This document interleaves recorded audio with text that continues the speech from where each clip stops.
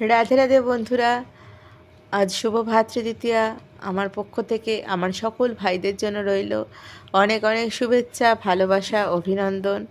এবং প্রত্যেক বছরের ন্যায় আমার মেয়ে কিন্তু এবছরও গোপাল সোনা এবং রাধারানীকে ফোঁটা দিয়ে তার ভাই ফোঁটা উদযাপন করেছে।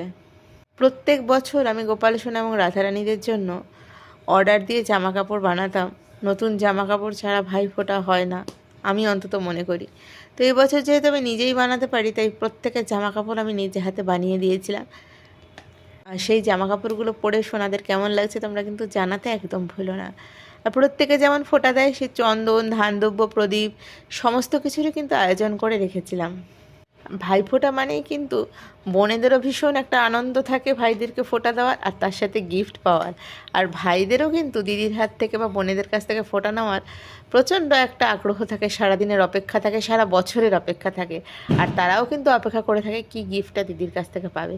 সবটাই শেয়ার করব, পুরো ভিডিওটা দেখলেই কিন্তু তোমরা সেটা বুঝতে পারবে।